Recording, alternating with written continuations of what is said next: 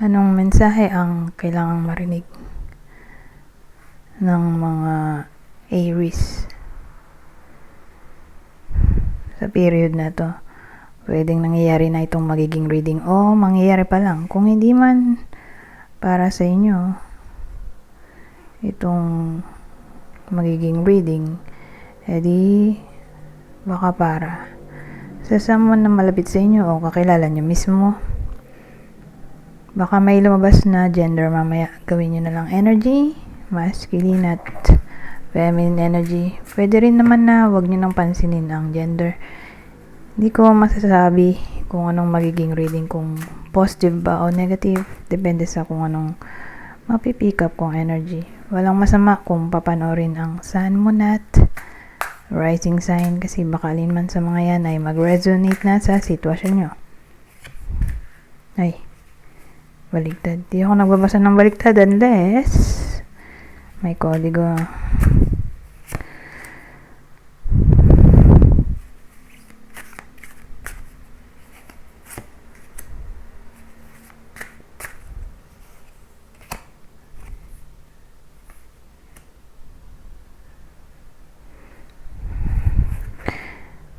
So, meron tayong bida dito.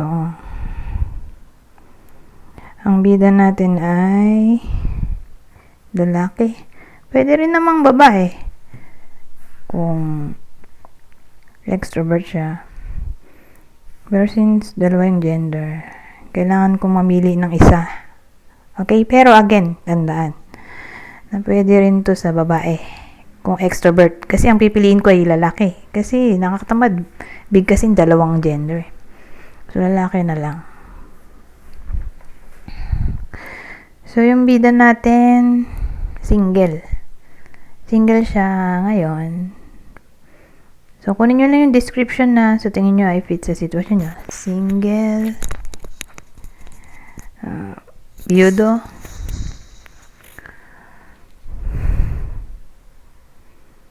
Single, viudo. O pwede rin ito yung ex-partner ng iba sa inyo. So, may ano tayo, death card. Clarify natin yan.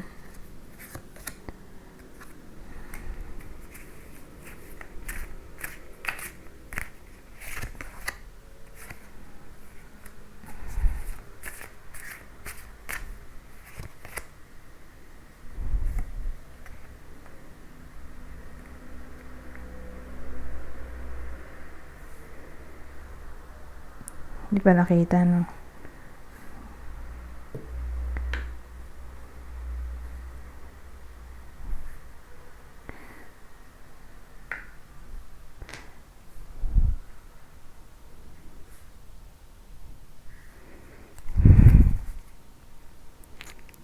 So, yung death card natin, clarify na, ano nga ba to? 8 of Wands, the Tower, at 7 of Pentacles. So, separation reading pala to, no? Parang sinasabi dito ano nangyari. Bakit siya single?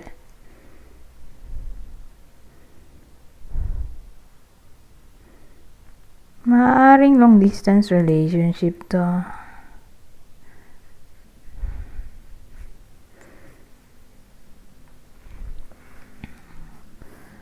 Kaya lang kasi ang dating sa akin, bakit sila naghiwalay ay maaaring di sila compatible or sabihin nating may isa na nagsawa sa connection. Bakit? Probably dahil masyadong business type yung connection dito in a way na parang 50-50. 50-50 yung labas ng pera. which is, sabihin natin, hindi nagustuhan nung partner kasi ang dating sa kanya wala ng effort dahil pares sila eh. Para na lang silang roommate. Napahara ba? Ayaw nung isa. So sabihin natin yun na yun, yung partner niya. Ex-partner. Ayaw niya ng ganong klaseng relasyon, 50-50. O masyado silang pantay, na parang di na niya dama yung pagiging feminine energy. Kasi para na rin silang parehas masculine eh. Ganun yung na-feel nung babae. Kaya siguro nakipag-iwalay. O sabihin nating masyadong nanunumbat. May someone na laging nanunumbat. Hindi ko malang masabi ko sino dahil walang gender na lumabas. Pero sa ganitong type nga ng connection, may someone na laging nanunumbat.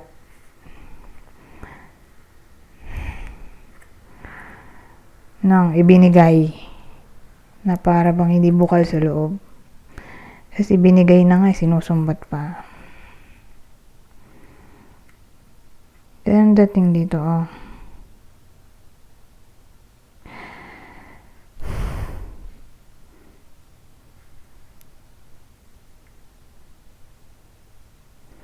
So, yun.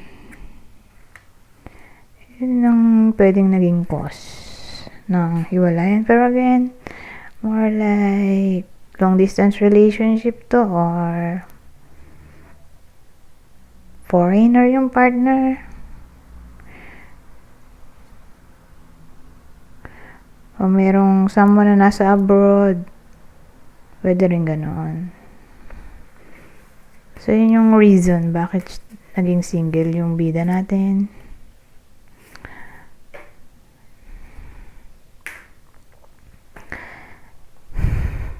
Whether nangyayari na to o mangyayari pa lang, pero dun lang din yung landas ng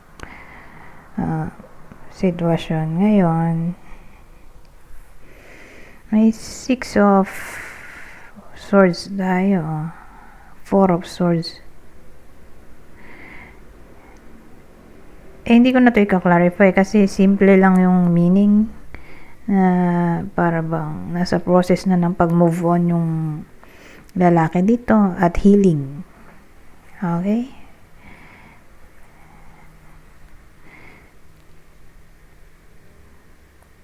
So sa ngayon, hindi siya interesado kahit kanino kasi ang main focus niya ay mag-heal. Gusto niya magsimula ulit ng panibagong yugto ng buhay niya.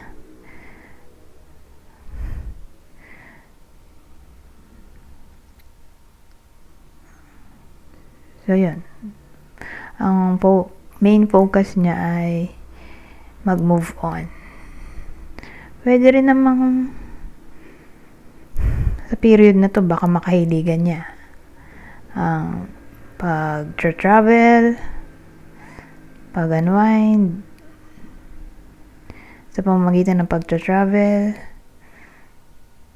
na para bang nasa new journey siya o sabihin natin nasa process siya ng pagtanggap ng nangyari. Nasa process na siya ng ganun.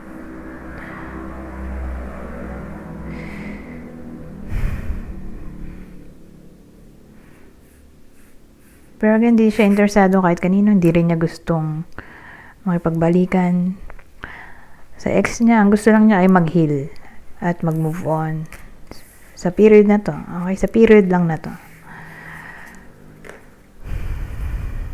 Ngayon, dahil love reading to, ito yung possible zodiac sign ng ex-partner niya.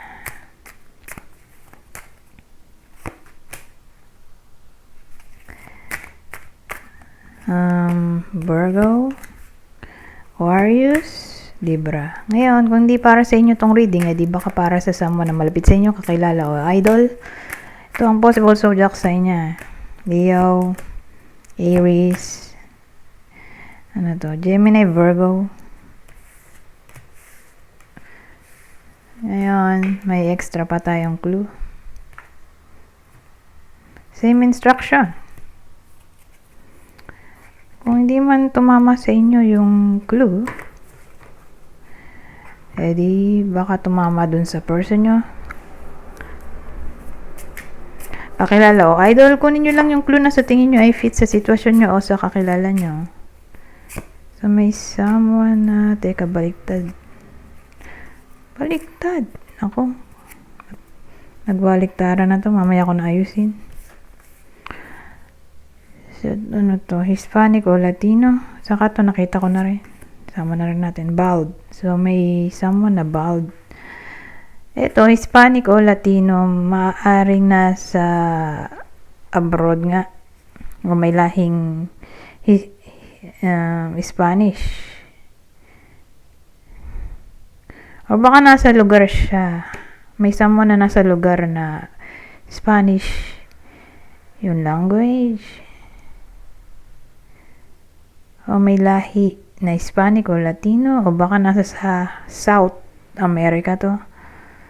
Pero again, may someone na nasa abroad o. Or baka nga foreigner.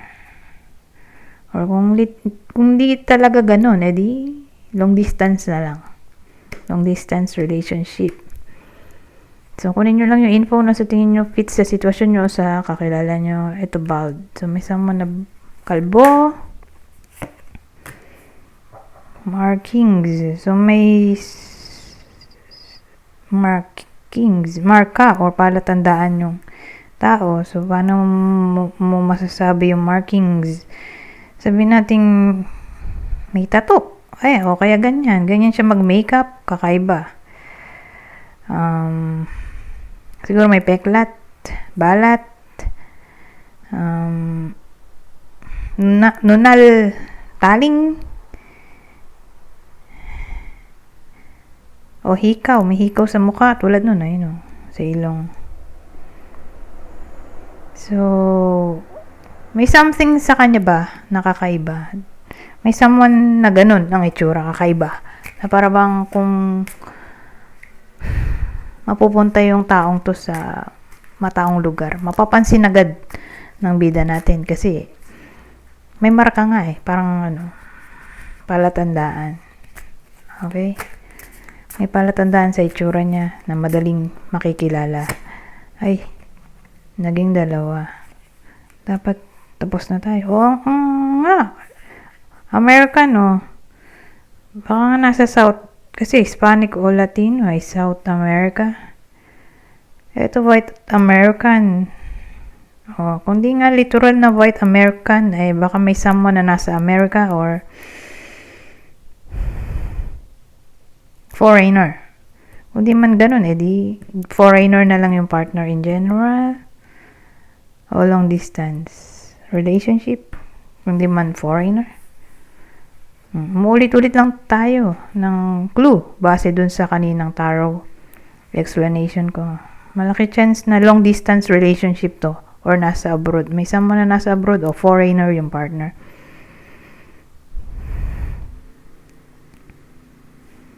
Dito pwede rin pala sobrang puti o sobrang itim.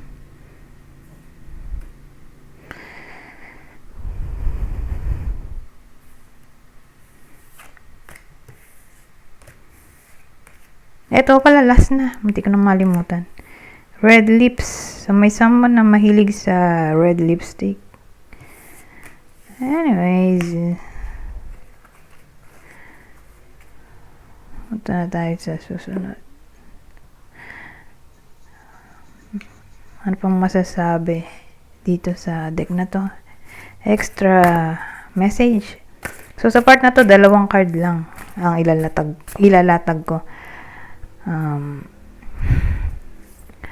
Random message to. Tingnan natin anong random message ang makikita natin. Ito depende sa case na to. Kasi pwede itong wedding, engagement, or reunion. Yun na yung gift. Pag-iisa. Pagiging isa ng mga tao. Ng dalawang tao, syempre. So, yun.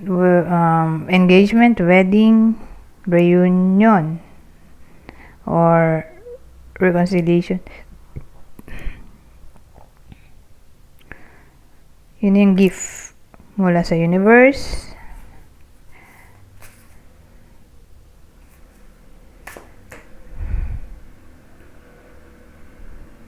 Isama na rin natin yung may mamimit yung mga single na someone new. Kasi mag-interact sila, silang dalawa. So, isama na rin natin yun. New found friend, new connection, para sa mga single. Long distance. Ano meron dito? Anong distance natin? So,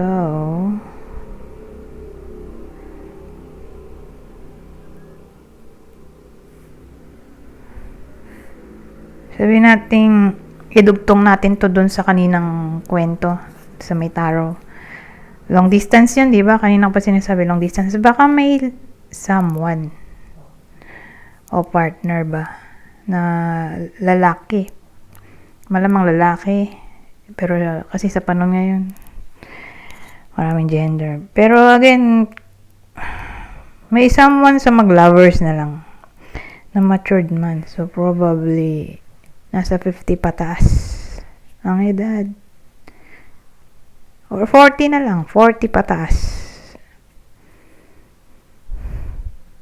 Ngayon, kung hindi natin to idudugtong dun sa kwento kanina, papasok to sa single. Na yun nga, may ma-meet silang someone new. Or magkakaroon sila ng new found friend or new connection. Ngayon, ang taong tinutukoy ko na mamimit nila ay someone na, matured man. Nasa 50 pataas. 40 na lang pala. 40 pataas.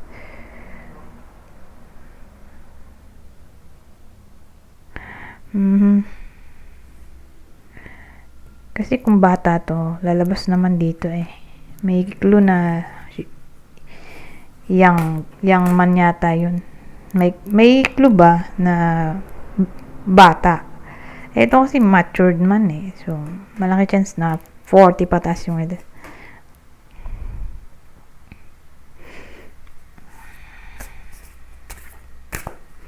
Anyways,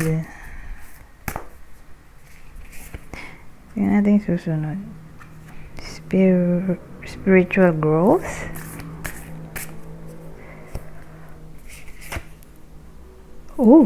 Kanina mature man, ngayon mature woman. Sa case na to, may Aries na nasa 40 pataas.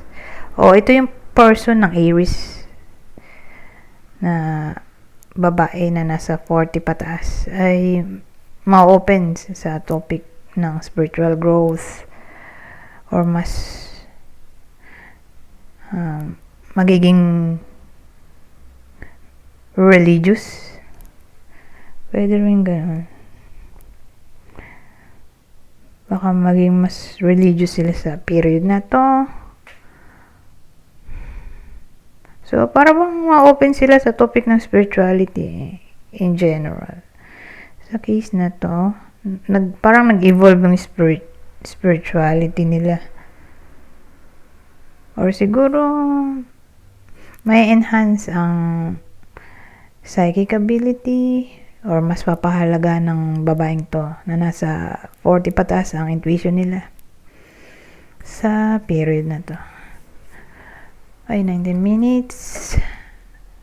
Tabi na natin to.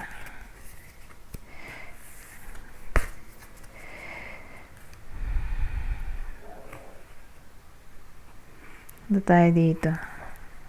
Dito ba? Dito na lang. Mamaya na tong isa. Ano pang masasabi nito?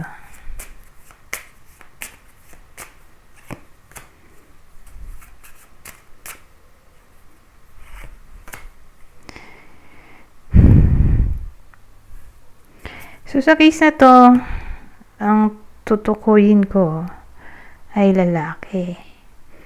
Pero, ang kinaiba niya, specific tayo yun, o detalyado ba? Specific detail yung sinasabi ko dito para makilala nyo. Okay, kung kayo ba to, person nyo, o kakilala. So, again, yung lalaki natin dito mukhang mayaman o may kaya. Kasi ang ganda nung damit niya, oh.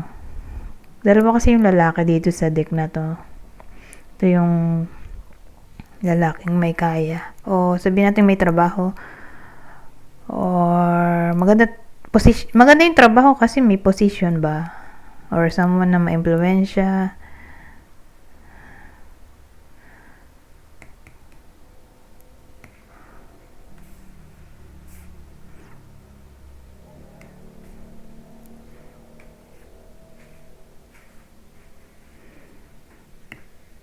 Or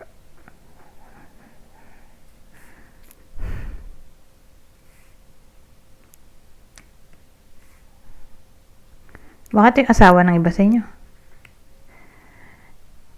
Anyways, asawa or friend, basta lalaki eh. Tatay, basta lalaki na lang, ganun yung itsura niya, base sa sinabi kong description. Mukhang may improvement na maaaring mangyari sa buhay niya sa period na to. Improvement, progress, o baka mag-travel siya sa period na to. More like tatama to sa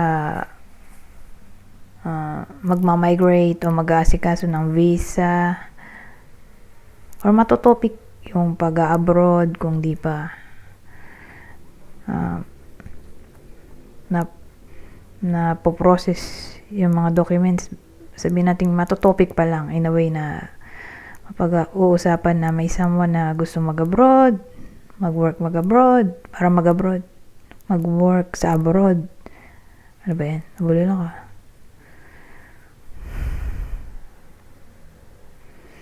Ngayon, di bang case, may mababago ba? Ganun dating. May pagbabago na maaaring mangyari sa buhay niya. Yung iba nga baka ma-promote. Depende kasi sa case.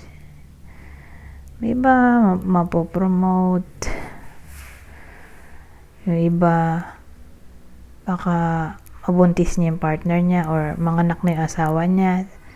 So, tulad nga ng sabi ko kanina, case to case basis.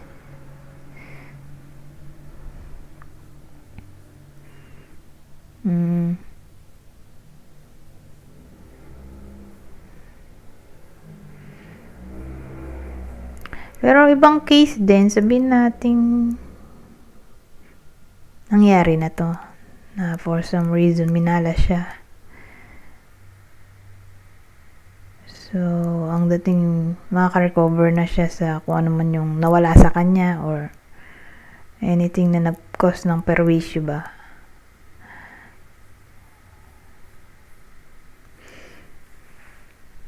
Ngayon, pupunta na tayo sa susunod. Dito na yung huling deck. Ano pang masasabi nito?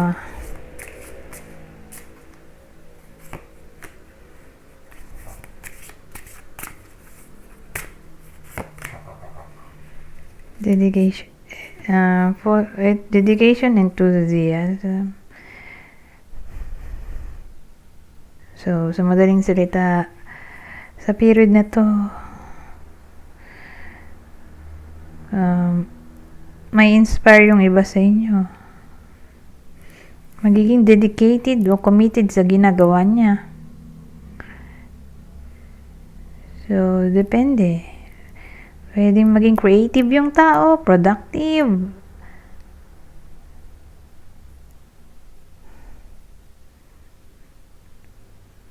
Kung baga, kung ano man yung ginagawa niya, doon nakafocus yung attention niya sa buong period na to. Nandun yung kanyang energy. Sabihin nating hobby. Something na interested siya ba? O depende, malay naman natin, baka relationship to. Dedicated siya sa kanyang asawa. O sa pag-pursue ng crush niya. Kasi kung dedicated siya sa asawa niya, di committed siya. Yun yung inspiration niya. Ayun, yung iba nga baka nga ilaan ng iba sa inyo ang kanilang oras sa crush nila. So, again, case to case basis.